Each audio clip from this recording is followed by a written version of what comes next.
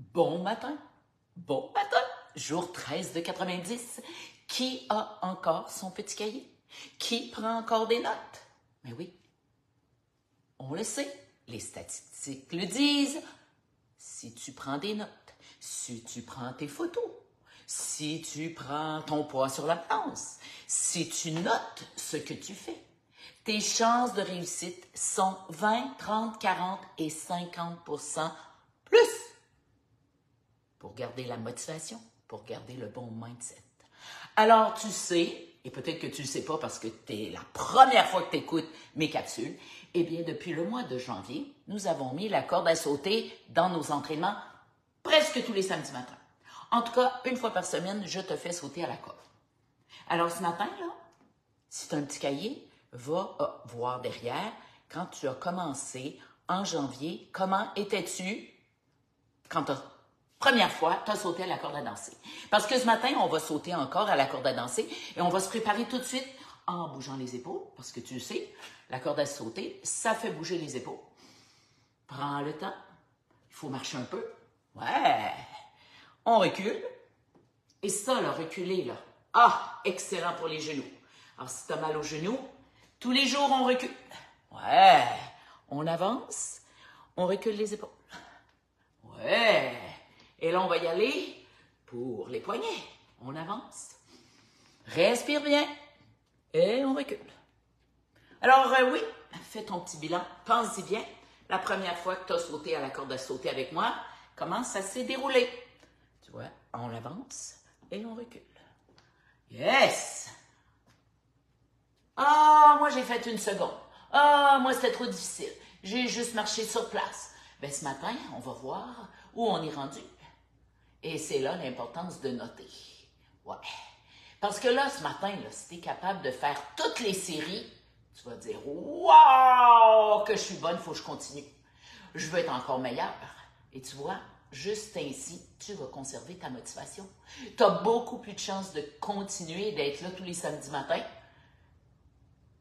Ouais, pour améliorer ta corde à sauter. Et peut-être que oui, tu as raison, parce qu'on est ensemble, la communauté, ça reste une façon de garder ta motivation. Ouais, et on apprend des autres. On apprend toujours des autres. Dans mes communautés privées, les filles sont au rendez-vous tous les mercredis soirs ou tous les lundis soirs. Ils s'écoutent, écoutent les témoignages, parce que des fois, ils n'ont même pas réalisé que ça leur arrive à elles. Et oui, l'importance de noter, l'importance de la communauté pour avancer dans nos processus.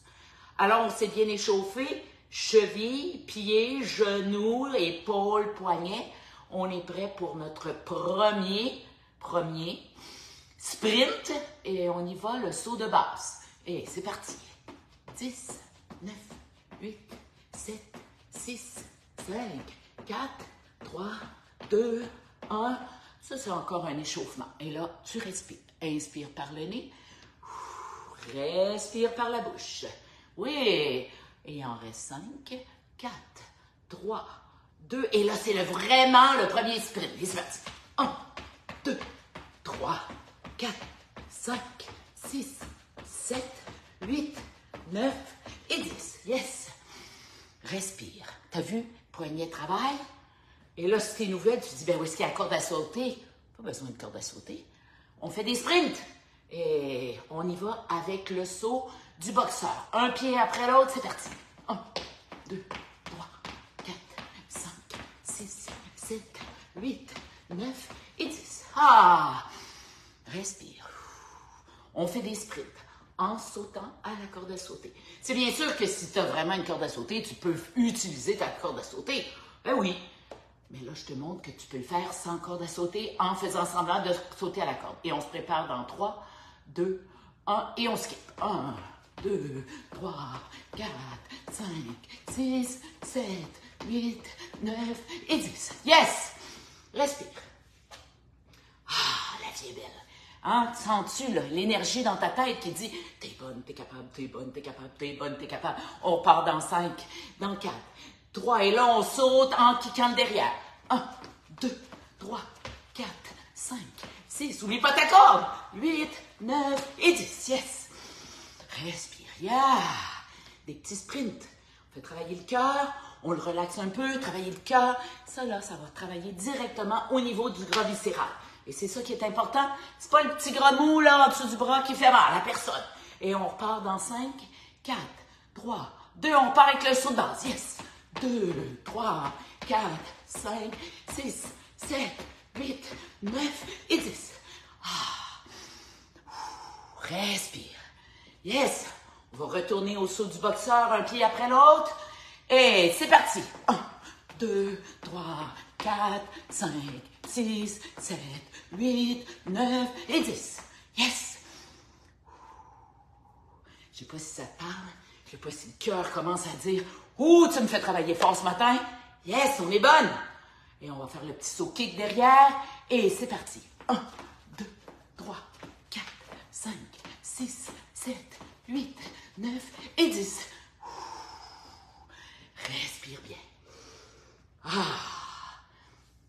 Comme tu peux voir, pendant une période de 5 minutes, là, on en fait plusieurs sprints et c'est parfait. Et tu vas voir que dans l'après-midi, là, tu vas faire ton bilan encore une fois, dire comment je me sens. Hey, je me sens bien, je me sens pas épuisée, mais j'ai travaillé fort. Yes! Et on y va dans 5, 4, 3, choisis le saut que tu veux, celui qui travaille le mieux, c'est parti. 1, 2, 3, 4, 5, 6, 7, 8, 9 et 10. Du même coup, tu travailles les épaules, tu travailles les biceps, tu travailles les poignets. Oh, le cœur travaille. On se prépare dans 5, 4, 3, 2, et là, on y va pour le genou en l'air. Ouais, fais sauter le genou. 5, 4, 3, 2, 1. Où sont tes mains? Niveau des hanches, poignets. Yes! Et relax. Relax. La vie est belle ce matin. On est bonne. On est capable. Travaille le petit gras viscéral ici. Et on repart la machine. Et pourquoi pas? Boxeur. On skip. Et 10, 9, 8, 7, 6, 5, 4, 3, 2, 1. Et on relaxe. Alors, même celles qui sont là, puis qui vont au gym, là, les Diane, les Linda qui marchent, puis qui font plein d'exercices, comment tu te sens avec juste ces petits 5 minutes de sprint? Ça travaille autrement. Et oui, c'est ça qu'on aime. Et on part, dernière fois, on donne tout ce qu'on a. Si on est capable de faire 15 secondes, 20 secondes, on le fait le plus fatigué qu'on peut, et c'est parti. Yes! Yes! On y va pour 20 secondes. Allez, allez, pousse la machine. Tourne les poignets. Yes, yes, yes. Et on y va pour les derniers 10, 9, 8, 7, 6, 5, 4, 3, 2, 1. Et yes. C'est fait. Bravo. Donne-toi un petit câlin. Félicite-toi. Pas noter ça dans ton cahier. Et si tu l'avais oublié, ton petit cahier, là? Oh, j'ai oublié. Peut-être que ce matin, là, ça vient de te cliquer une petite allumette dans ta tête, là. Une petite flamme, là. Ben oui, je vais faire comme Geneviève. Je vais aller prendre mes photos, peut-être mes mesures, monter sur ma balance. Demain matin, il est trop tard, là. T'as pris ton eau, t'as pris ton café. Fini! Tu te pèses à jeun, après le petit pipi. Yes! Puis ta balance, là, t'as pèse personne, comme tu dis, là. Ça peut être la meilleure amie du monde. Elle te dit juste les vraies affaires. Puis 1, 2 par en haut, puis 1, 2 par en bas, c'est normal. Et c'est toujours le chiffre le plus bas qui est le meilleur. Ouais, il faut croire que le chiffre du bas, c'est le meilleur. Puis 1, 2, oh ben là, j'ai peut-être bu trop d'eau. J'ai peut-être retenu trop d'eau parce que j'ai mal mangé, trop de sucre, trop de sel. C'est ça que ça veut dire. 2 livres, on s'en fout. Mais après quelques jours, si ça a fait 3, puis ça a fait 4, puis ça a fait 5, ouh! Là, il faut se prendre en main. Ça veut dire beaucoup trop de sucre. Pas trop de calories. Non. Il n'y a presque jamais de femme qui est capable de manger trop de calories pour prendre des kilos en même temps. Mais ça veut dire que tu n'as pas pris soin de ta santé. C'est ça qu'elle veut dire, ta balance. Prends soin de ta santé, mange les bonnes choses pour pas faire d'inflammation. C'est ça que ça veut dire. Alors, ta balance, là, ça peut être ta meilleure amie au quotidien. Au quotidien. Tous les jours. Parce que si tu te pèses juste une fois par semaine, là, puis que cette journée-là, là, la veille, là, t'es allé au resto, t'as mangé des choses que tu connaissais pas, puis t'as mangé trop de sucre, puis t'as mangé une pizza avec du gluten, puis toi, ben la balance, elle va refléter ça. Mais elle ne reflète pas la veille, puis l'avant-veille, puis l'avant-veille. Tu comprends-tu que si tu veux utiliser la balance pour, justement, avoir une référence, ben pèse-toi tous les jours et fais la moyenne. Et note. Ce matin, mon poids était ça parce qu'hier, j'ai mangé ça. Ou avant-hier, j'ai mangé ça. Ou avant-avant-hier, on est les 72 heures de notre alimentation, de notre stress, de notre sommeil, de notre hydratation. On est tout ça, tout le temps sur le pèse-personne. Alors donc, note. Note pour garder la motivation. Note pour savoir ton amélioration ou ta dérape. Déraper une semaine, 2 semaines. Tu seras pas malade. Déraper 5 ans, 10 ans, 100 livres. 100 livres! 10 livres par année. Après 50 ans, c'est pas rare. Oh, une petite livre en janvier, une petite livre en février, une petite livre en mars. Oh, peut-être l'été, on marche un peu plus, on n'en prend pas au mois de juillet. Puis surtout qu'on a mis notre bikini devant tout le monde, puis là, on ne s'aimait pas. On n'a pas mangé du mois de juillet. Là, mois d'août, on est constant parce qu'on mangeait bien des légumes. Puis qu'on a marché parce qu'il faisait beau. Mais là, au mois de septembre, on retourne à l'école, on retourne dans la routine. Ah ben là, on ne marche plus. On prend un autre livre. À la fin de l'année, on a pris 10 livres. Peut-être que c'est ça un peu ce que tu vis.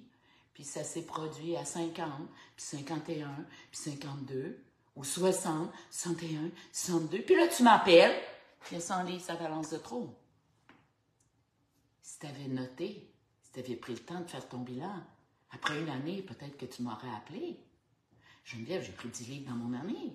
Oh, je ne suis pas diabétique, je ne fais pas d'autres pressions, mais non. Mais j'ai pris 10 livres.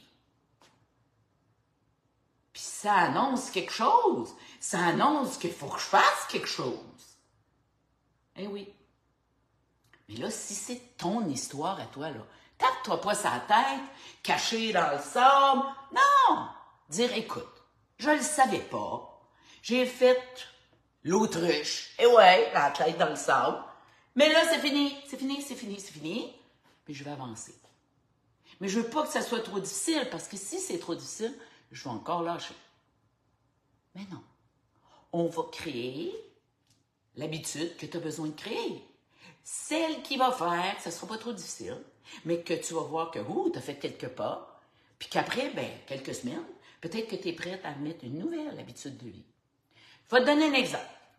J'ai une nouvelle cliente extraordinaire, une femme d'affaires, travaille fort, 2 jeunes enfants, l'école primaire, elle veut se partir, elle veut aider le monde, là. Hein, c'est dans son métier, là. Elle veut aider le monde. Alors, en plus de son travail, du lundi au vendredi, elle s'est ouvert une petite clinique privée, hein, pour donner des soins à des jeunes qui ont besoin d'aide. Puis là, elle a commencé à dire, je vais faire un soir par semaine. Et devine ce qui est arrivé. Elle a juste débuté au mois de janvier. On est juste au mois d'avril. Là, elle en fait le mardi, mercredi, jeudi. 3 jours. Là, elle soupe à 11 h le soir. Elle se couche à minuit. Il faut qu'elle se lève à 5 h 30. Puis si elle pouvait se lever à 5 h 15, ça serait encore mieux pour pas qu'elle court, pour pas que ses enfants soient tout seuls dans la maison. Et là, elle me raconte ça. Mais là, elle veut se mettre toute en forme, elle veut perdre 50 livres. Ça, c'est notre première rencontre. J'ai dit, ma cocotte, il n'y a pas de place. Tu as raison. Il n'y a pas de place pour aller marcher dehors. À part peut-être le mercredi, tu rentres chez vous, puis le vendredi, samedi, dimanche, avec tes enfants. Mais comme tu as des enfants autour, puis tu ne veux pas les faire garder, là, ils ont été à l'école, puis ils se sont fait garder, la garde du matin, la garde du soir, tu as raison, là. Donc, tu as juste quelques ans, puis 7 ans, 5 ans, il y a quoi? Un peu de vélo, quelques kilomètres, un petit peu de marche, quelques kilomètres. Elle me dit, c'est pas avec ça, moi, éliminer des kilos. T'as raison. Mais en dormant si peu, tu n'élimineras pas de kilos non plus. Puis parce que tu cours toute la journée, tu n'as pas bu d'eau. Garde honnêtement, si tu ne changes rien à ton horaire de travail, puis peut-être à ce nouvel emploi que tu t'es créé, que tu veux pour aider le monde, ben tu ne l'aideras pas longtemps, le monde, parce que dans quelques temps, tu vas être en dépression. Puis tes enfants iront pas bien. Puis en ce moment, qu'est-ce qui est le plus important? De bien les grounder, ces beaux petits-enfants-là, au moins jusqu'à temps qu'ils soient capables d'être un peu autonomes. Bon, on s'entend qu'au primaire, on n'est pas trop autonome. On a besoin d'une maman puis d'un papa pour parfois faire les devoirs, fermer la télévision à bonne heure. On a besoin. Donc, devine ce que j'ai proposé comme coaching. Pourtant, je proposais de bouger, marcher, se muscler, manger mieux, boire de l'eau, puis dormir. J'ai dit, regarde, pense à ton horaire, pense à un moment de la semaine où justement, oui, tu pourrais aider les autres parce que ça te tient à cœur, sans bousculer toute ta famille, sans bousculer tout ton horaire, sans que ça prenne tout ton temps. Ben, dis peut-être que si je travaillais samedi matin de 9h à midi, je ne travaillerais jamais la semaine après mes horaires de travail standard. Je pourrais rentrer à la maison, j'aurais le temps de manger avec mes enfants, je pourrais aller marcher au parc tous les jours, quand il fait beau, je pourrais aller faire un petit peu de vélo, tous les jours, 5 jours semaine. Hey, quelle bonne idée! Mais il n'y avait pas pensé. Parce que des fois, toute seule, là, on voit juste la montagne. Ah, tu vois? Alors, j'ai dit, c'est quoi la première chose à faire? Parce que de 9h à midi, samedi matin, qui va prendre soin de tes 2 enfants? Bien, peut-être que tu vas demander à ta mère, viendrais-tu garder de 9h à midi tous les samedis? Peut-être que grand-maman va se faire un plaisir de venir passer 3h, 4h avec ses petits-enfants. Peut-être. Mais peut-être que tu devrais demander à ton conjoint. Es-tu d'accord que de 9h moins quart le matin, parce qu'il faut que je rentre dans mon bureau, je me prépare, à midi, je ne suis pas là. Puis mettons jusqu'à midi et demi parce que tu veux remplir des papiers. Bon, sois honnête. Mais peut-être que c'est la plus belle chose que tu vas faire. Elle est partie. Elle est partie en me disant « Merci! » Mais la semaine prochaine, quand on va se rencontrer, si elle a commencé à passer à l'action, si elle a appelé son client du lundi, du mardi, puis du jeudi, puis qu'elle a dit « Écoutez, à partir de telle semaine, ça va être juste le samedi de 9h à midi. Est-ce que ça fait votre affaire? » Oui, parfait. Quelle heure? Et si ça ne fait pas votre affaire, je suis vraiment désolée. Je suis vraiment désolée, mais je me choisis. Je me choisis. Je choisis ma famille. Parce que je n'ai pas le goût de faire élever mes enfants par le voisin. Je n'ai pas le goût de mes enfants aient des problèmes. Voilà. C'est ça, se choisir. Mais c'est parce qu'elle a levé la main puis qu'elle a dit « j'en peux plus ». Puis je vois plus de solution. Je le sais qu'il faut que je bouge, je le sais qu'il faut que je mange mieux, je le sais qu'il faut que j'aille une belle routine. Je le sais, je le sais, je le sais. Mais je ne sais pas par où commencer. Parce que c'est pas 10 livres, 20 livres, 30 livres, 40 livres, c'est 50 livres qu'elle a justement. La balance a grimpé de 50 livres depuis le premier accouchement. Et ça, c'est lourd à porter. Et elle me le dit, c'est lourd ici aussi. Elle ne se sent pas focus, elle dort plus. Mais non, elle va être une bonne mère, elle va être là pour ses enfants. Mais là, elle l'a à moitié. En vois-tu comment c'est important de noter? C'est important ta communauté, d'avoir une belle communication. Puis parfois, là, en communauté, en s'exprimant, on trouve une solution. Où on voit comment ça n'a juste pas d'allure. Et je pense qu'aujourd'hui, c'est ça. Les gens ne prennent pas le temps de s'ennuyer, de faire un petit bilan de vie. On fait le bilan économique, on fait le bilan des enfants, on fait le bilan du chum, on fait le bilan à job. Mais notre bilan, on ne veut pas se ramasser dans 10 ans avec 100 livres de trop. On ne veut pas se ramasser dans 10 ans avec une maladie immune. On ne veut pas, et on le sait un petit peu. Il y a une petite voix qui dit, si on n'arrête pas, là, qu'on ne prend pas le temps, c'est dans ce mur-là qu'on va rentrer. Alors, si c'est un peu ta situation, lève la main, va chercher de l'aide, la mienne ou quelqu'un d'autre, mais va chercher de l'aide. Peut-être que ça va te sembler impossible aujourd'hui. Mais peut-être que à ta première rencontre, tu vas trouver justement une petite ouverture où tu vas pouvoir y glisser un 5 minutes, un 10 minutes, une épicerie différente, des bouchées différentes. Parce que la personne qui va te coacher, elle est à l'extérieur. Elle est à l'extérieur. Et peut-être qu'elle l'a vécu comme toi et elle a des moyens à te proposer. Et s'il te plaît, quand tu vas choisir la coach qui va t'accompagner, prends le temps de t'assurer que cette personne-là a les mêmes valeurs que toi. Je t'explique. Moi, j'ai fait faire ma maison. Hein? J'ai refait ma maison. Bien, je suis allée voir une designer, une gang, qui aimait construire, refaire des maisons pour recevoir du monde. Moi, je fais des ateliers culinaires. J'ai une grande famille, 4 enfants, les conjoints, des bébés. J'aime recevoir. J'ai trouvé quelqu'un qui comprenait que quand tu reçois, là, ben, il faut qu'il y ait de la place. Il ne faut pas que tu aies des petits verres en cristaux partout, là, puis des petites statues là, que tout le monde a peur de rentrer chez vous, puis que toi, tu fais la police tout le temps. J'ai trouvé quelqu'un qui allait comprendre mes valeurs. J'aime ma famille a grandi, mon monde, j'aime vous recevoir. Parce que oui, je fais des ateliers chez moi. Puis si c'est l'été, vous essuyez vos souliers puis vous rentrez. Donc c'est une maison où on peut vivre. Oui. Donc j'ai trouvé un contracteur qui comprenait ça. Mais c'est la même chose. Quand tu cherches un coach, une psychologue, même une coiffeuse, quelqu'un qui a les mêmes valeurs que toi, qu'elle va comprendre ta réalité pour te faire avancer.